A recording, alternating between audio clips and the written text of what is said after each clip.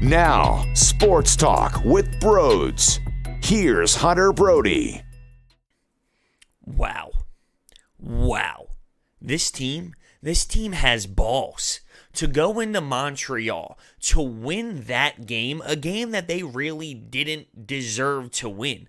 There's something special. I've stated it so many times. There's something special right now. 10 wins in this month. They finished with a 10-2-4 record. They are climbing the standings. They're playing really solid hockey. Now, in my last video, I mentioned the Habs having a nice little record. They were 11-9-5 at the time. I didn't realize that they were on a 6-game losing streak. Now, some of those were in overtime and shootout or whatever the case may be, where they snagged a point, but they haven't been playing pretty hockey as of late. I didn't realize that. I just saw their record and saw, okay, a couple games over 500, but the way the Flyers went into that building on a second half of a back-to-back, in a game where they looked tired and fatigued, to come out with 2 points, that's something good teams do. Good teams in this league, they do that. No matter what, they find a way. No matter how, they do it. This game was so back and forth. One team would score, the next team would score a minute later. Then 30 seconds later, another team would score. 45 seconds later, another team scored. I mean, it was so back and forth. It was so tight. Who was going to make the next play? Who was going to make the big play? Who was going to score a filthy, disgusting, nasty goal in overtime? Ivan Provorov. And I'm so proud of this team. I'm almost shook. Really, I'm at that point. I'm almost shook because I thought that they would have a nice season. And I know that there is so much hockey to go. But what I have seen so far, if they can really play like this for 82 games, oh my. Oh my. So this is very intriguing. Before we talk more about this, I need to let you know about the promo code BROADS that you can use at SeatGeek's checkout page for $20 off of your total purchase. So you can use the promo code, save $20, go to the game, use that on parking, food, beer. It's a no-brainer. Use the promo code BROADS today. Instantly, the Flyers lose the lead. Brian Elliott allows this fluky goal. Did it hit off the defenseman's stick? Maybe it was super close. It could have changed the direction just so slightly to the point where it threw Brian Elliott off. But you're talking, 19 seconds into the game? Armia finds a way to score, and the Flyers are down 1-0. On a second half of a back-to-back, which is very crucial when talking about this game, on a second half of a back-to-back when being down so quickly into the game, it could be deflating. Some teams can instantly fold. I know that sounds silly, but it is the truth. Just based off of the morale, based off of the energy in that locker room, because everyone's tired, because everyone worked their asses off the game before, the night before. But they stood through it. They really did. The first period, Montreal flooding and peppering shots on Brian Elliott. Throughout the game, the Canadiens threw a ton of shots on net. They finished with 42 and completely outshot the Flyers by 13. So they were throwing pucks on Elliott throughout the game, which makes sense. I mean, if you score 19 seconds in on a shot that you just throw on net from the outside, your mindset is, all right, this guy's shaky. Just keep throwing it, keep putting it on net. You never know what will happen. It's not a flawed mindset at all. But in the second period, Braun takes a shot. It hits Lindblom in front of the net, so it's his 11th of the season. Originally, they didn't call it Lindblom's, but after the game, they go back and they change it, or it might even happen during the game they make the announcement. But regardless, Justin Braun, who originally got credited with the goal, took the shot. It hit off Lindblom in front, and the Flyers tied the game up 1-1. Voracek got an assist on that play as well, which makes me happy because I want to see him contribute. I want to see him succeed. But 30 seconds later, Tatar scores. So the Flyers, they tie the game up. You're feeling good about yourself. And you just give up the lead like that? But the Flyers fight because 45 seconds later, Kevin Hayes shoots the puck in the slot, gets the puck from Joel Farabee. Wicked wrister, beats Kindkaid, ties it up. And in the third, a beautiful, and I mean beautiful play by Travis Konecny, Claude Giroux, and Michael Raffl. Tic-tac-toe, enter in the zone, one-touch shot by Konecny. Bang, bang, Flyers take the lead 3-2. But under 2 minutes later, why not? That's just the way this game has gone. On a power play opportunity, the Habs score. Now, controversial, maybe. Did Tatar touch Brian Elliott? Was he involved with maybe some goaltender interference? I didn't think so. If the Flyers scored that goal and they took it away, I would have been devastated. Minor contact, maybe, but I'm okay with one, Alain Vigneault not challenging the play, because if you challenge the play and you get it wrong, you go to the penalty box. And two, I actually like that rule, because I don't want to see that play challenged. I just don't. I don't want to see the refs make a decision that can cost a team the game there. Like, that's fine with me. That's a fine play. It's a good goal. Let's move on. So I like the fact that if you get it wrong, if you get the challenge wrong, you get a penalty.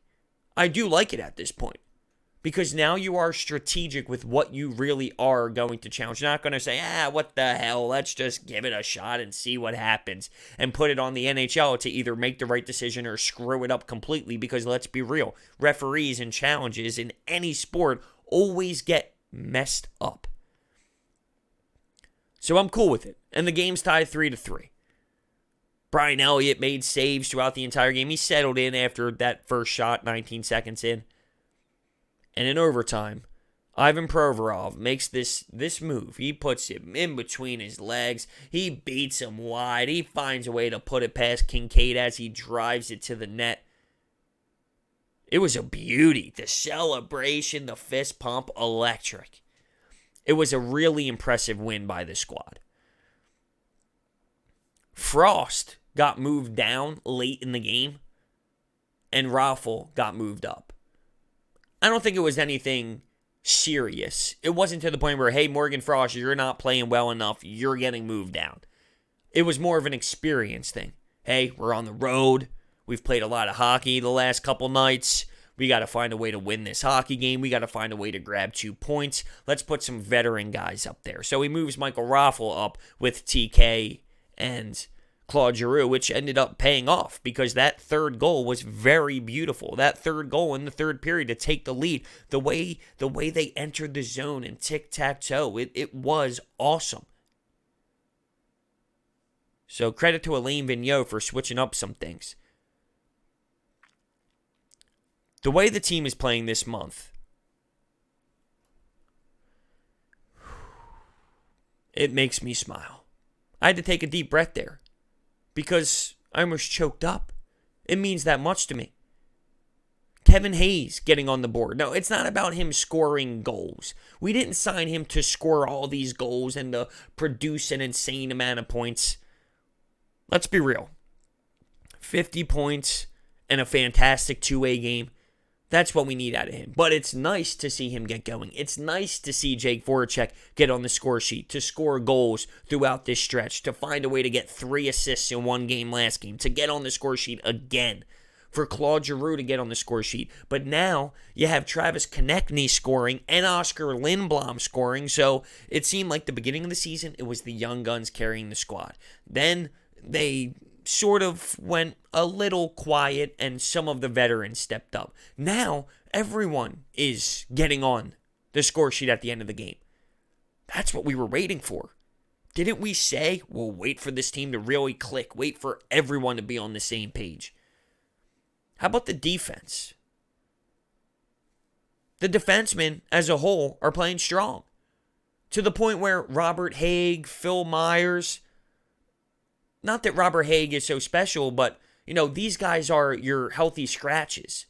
And Robert Haig has been playing decent as of late. And these are your healthy scratches. My point is, there are options. They're deep. And someone asked me a good question. Oh, it was on 97.3 ESPN as I filled in for a couple shows, noon to 4 on Friday after Thanksgiving. I was asked the question, what type of player will the Flyers look to add at the deadline? And my answer was this. I don't know if they need to get anything crazy, but the answer could be something as simple as Nolan Patrick returning. You see some articles that he's skating, which is great. We really haven't been updated too much on the migraines. But adding Nolan Patrick can make this team totally different for the better. Now, he's missing a lot of time. It's tough to get thrown into game speed instantly. There's no denying that. So what will his conditioning level be? I don't know. And it's going to take a while to get into the flow of things. But he can step up and be a difference maker if he is available later down the stretch. And someone else who's been playing really good as of late, Scott Laughton. But I've mentioned how I wouldn't mind him being on the fourth line with JVR moving up, just because I want to see JVR out there more. That fourth line didn't really play later in the game. And you're sitting someone like JVR, who is known to be a goal scorer. It worked. The Flyers won. I'm just throwing it out there. That's something that I look at. And I will consistently bring it up because I want to see JVR produce more. And I think he can with a different opportunity. Now, I don't think that Raffl, Pitlick, JVR line is bad. And remember, it was actually Morgan Frost instead of Raffl in the third period because Levigno switched things up. But I'm saying as a whole, when it normally is Pitlick, Raffl, JVR, I don't think it's a bad line.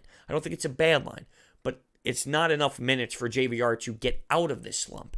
And you can bring up the argument of you don't just reward a player for not producing because he can score goals. He needs to score goals and then you reward him and move him up. That's fair, but JVR is a veteran in this league. He's been around. He's on a big contract. Fourth line does not make sense to me. I'm sorry. But overall, what I'm not sorry about is going into Montreal and getting a W. 10 wins this month. Look at where they are in the standings right now. I would have never imagined. I thought playoffs. I didn't think this good. It's this good right now. You're getting steady goaltending from Carter Hart and Brian Elliott.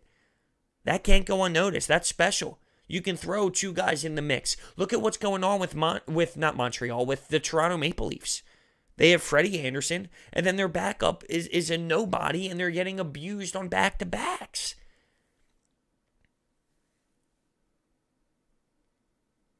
It's a beautiful thing.